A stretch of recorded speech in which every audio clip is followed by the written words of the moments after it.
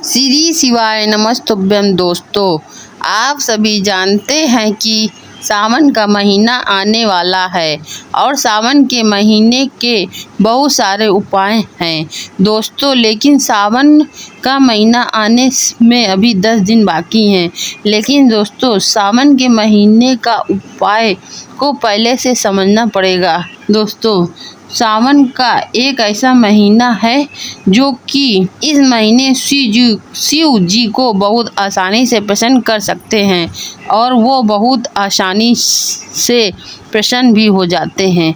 और सावन के महीने में दोस्तों, पंडित प्रदीप मिश्रा जी कहते हैं कि सावन में 1 लोटा जल नहीं बल्कि 2 लोटा जल चढ़ाना चाहिए, क्योंकि सावन के महीने में शिव जी के ऊपर भार बढ़ जाता है। पूरी ब्रह्मांड की व्यवस्थाएं शिव जी के हाथ में आ जाती हैं। इसलिए शिव जी पर 1 नहीं 2 लोटा जल चढ़ाना चाहिए। साथ में दोस्तों, आप सभी लोग जानते हो कि विदिशा में सबसे आखिरी के दिन की कथा में सावन के महीने में किया जाने वाला उपाय बताया था, जो कि पहले कभी यह उपाय नहीं बताया है। यह उपाय बिल्कुल नया है और अनोखा भी है। तो दोस्तों, यह वाला उपाय आप लोगों को करना क्यों है, ये हम आप लोगों को बता देते हैं। तो दोस्तों, यह उपाय उन लोगों के लिए है जिनको लंबे समय से कोई दुख या परेशानी है और वह दूर होने का नाम ही नहीं ले रही। आप लोग इस परेशानियों से कभी निकल पा नहीं रहे और बहुत विषम परिस्थिति हो गई है। आप उस परेशानी से दूर नहीं हो पा रहे हैं। तो दोस्तों, आपके मन में कोई मनोकामना है वह पूर्ण नहीं हो रही है, तो आपकी किसी भी प्रकार की मनोकामना के लिए, किसी प्रकार के दुख या परेशानी से छुटकारा पाने के लिए पंडित प्रदीप मिश्रा जी द्वारा बताया यह 5 बेल पत्र वाला उपाय जरूर करें। अब आप लोग यह सुनकर बिल्कुल वापस न जाना कि 5 बेल पत्र वाला उपाय तो हमने पहले भी सुना है।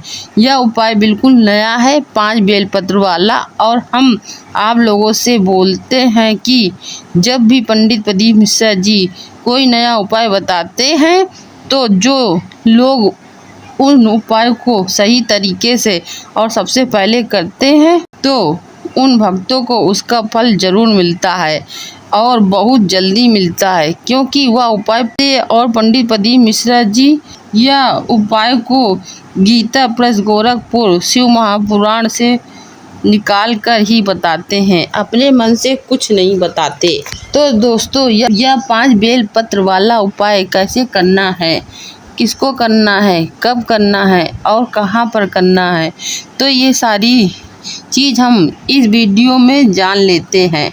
तो सबसे पहले यह 5 बेल पत्र वाला उपाय पंडित जी ने सावन महीने के पहले बता दिया है। तो आप लोग यह कह सकते हो कि यह जो उपाय है सावन महीने का विशेष उपाय है। तो इस उपाय को कब करना है? सावन महीने का सबसे बड़ा दिन सोमवार होता है, फिर प्रदोष होता है, फिर शिवरात्रि का दिन होता है। सावन महीने के ये कुछ विशेष दिन होते हैं। तो दोस्तों, यह 5 बेल पत्र वाला उपाय करोगे तो आपकी जो भी परेशानी या मनोकामना है वह पूर्ण होगी ही होगी। अब हम जान लेते हैं कि यह 5 बेल पत्र वाला उपाय करना किसको है। जिस भी व्यक्ति को दुख या परेशानी हो दूर करवानी हो, अगर आप लोगों को अपने घर की सुख और शांति के लिए करनी है तो आपके घर का कोई भी बड़ा सदस्य कर सकता है। माताएं बहनों में से कोई भी एक लोग कर सकते हैं। और अगर कोई पर्सनल अपनी परेशानी हो तो आपको खुद करना पड़ेगा। तो हम जानते हैं यह वाला उपाय कैसे करना है। तो सबसे पहले दोस्तों, 5 बेल पत्र लानी है।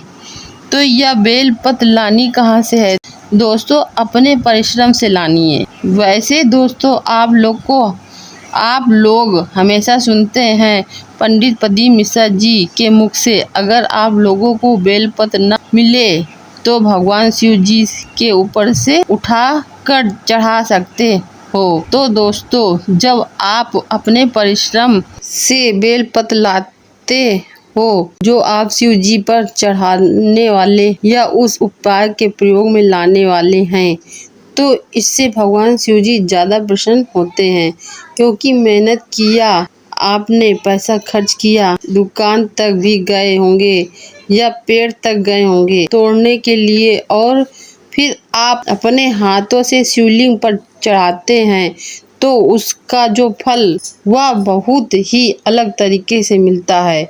तो आप लोग कोशिश करना, जो भी बेलपत्र लाओ वह अपने परिश्रम से लेकर आना चाहिए।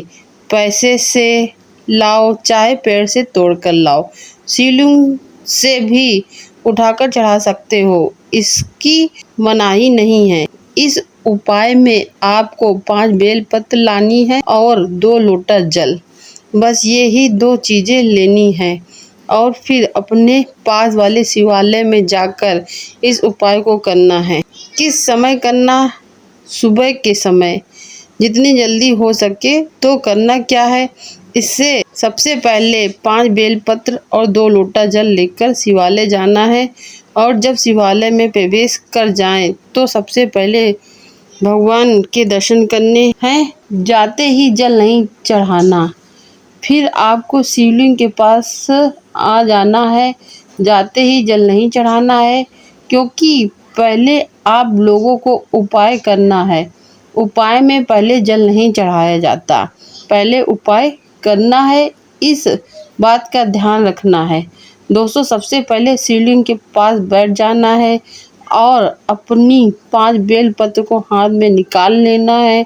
और दोस्तों, उस स्थान का पता कर लो जहाँ माता अशोक सुंदरी का स्थान है। तो दोस्तों, आप सभी को तो पता है माता अशोक सुंदरी का स्थान। तो सबसे पहले अपनी एक बेलपत्र को अशोक सुंदरी के स्थान पर समर्पित करना है। और कैसे समर्पित करना है, ध्यान से सुनिएगा। बेलपत्र का मुख शिव जी की ओर और डंडी का मुख जहाँ से जल गिरता जलाधारी की ओर। तो आपको बेलपत्र कहाँ पर रखना है? माता अशोक सुंदरी का जो स्थान है जलाधारी के बिल्कुल बीचों बीच से आपको सभी बेलपत्र एक साथ नहीं समर्पित करना है, एक एक करके करनी है, बिल्कुल लाइन से।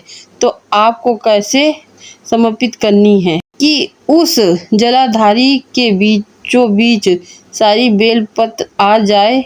अब आप पहली बेलपत्र समर्पित करें बिल्कुल शिवलिंग पर सटाकर, फिर दूसरी बेलपत्र समर्पित करें पहली बेलपत्र की डंडी के ऊपर, उस पर दूसरी वाली बेलपत्र की बीच वाली पत्ती होनी चाहिए, और फिर तीसरी बेलपत्र को बड़ी वाली दूसरी बेलपत्ती की डंडी के ऊपर होनी चाहिए, और माता अशोक सुंदरी जी के स्थान पर समर्पित कर देना है। समझ गए ना? जब आप पहली बेलपत्र समर्पित कर दें तो शिव जी का मंत्र जाप करते रहना है। श्री शिवाय नमस्तुभ्यम, ओम नमः शिवाय, किसी भी एक मंत्र का जाप करते रहना है। फिर चौथी बेलपत्र भी कैसे समर्पित करनी है, इस तरीके से आपको 5वीं बेलपत्र को भी रख देना है, बिल्कुल लाइन से एक के ऊपर एक डंडी के ऊपर बिल्कुल सीधे जमा देना है। फिर आप जो 2 लोटा जल लाए हैं उस जल को निकाल लो। देखिए, जब आप उपाय कर रहे हो तब आपको जाप जरूर करना है श्री शिवाय नमस्तुभ्यम का, और फिर आपको जल चढ़ाना नहीं है। पहले सबसे पहले अपनी सीधे हाथ की हथेली की 3 उंगली निकाल लो। 5 उंगली होती हैं, लेकिन 2 उंगली को छोड़ दो। शुरू की 3 उंगली को लेना है और तीनों उंगली को ये जो 5 बेलपत्री को माता अशोक सुंदरी के स्थान पर लाइन से चढ़ाई हुई हैं, उनकी बीच वाली पत्ती पर ये 3 उंगली करा छुआ देना और कुछ नहीं करना है। फिर जो आप जल लेके आए हैं वह शिवलिंग पर चढ़ा देना और श्री शिवाय नमस्तुभ्यम का जाप करते रहना है। जब तक यह उपाय चले मंत्र बोलते रहना है और यह उपाय विपरीत दिशा में बैठकर करना है। जिस तरफ जलाधारी है जल गिरता है उसकी विपरीत दिशा में बैठकर यह वाला उपाय करना है। जैसे कि जल उत्तर की दिशा में बहता है तो आप दक्षिण की दिशा में बैठकर यह वाला उपाय करें। जब जल चढ़ा लें शिवलिंग पर, उसके बाद माता अशोक सुंदरी जी से अपनी जो भी इच्छा हो, जो भी मनोकामना हो, वह आपको बोलना है। इसके बाद आपका ये वाला उपाय पूर्ण हो जाता है। इसके बाद 2 मिनट के लिए हाथ जोड़कर श्री शिवाय नमस्तुभ्यम का जाप करना है और फिर आपको अपने घर चले जाना है। इस उपाय को करने से 2 से ढाई महीने के अंदर जो भी आपकी मनोकामना होगी दोस्तों वह पूर्ण हो जाएगी। उससे पहले भी हो सकती है या फिर सावन के महीने में भी पूर्ण हो सकती है। ये था सावन के महीने का बहुत ही विशेष उपाय श्री शिवाय नमस्तुभ्यम दोस्तों। तो ये वाला उपाय जरूर करना दोस्तों। श्री शिवाय नमस्तुभ्यम। हर हर महादेव।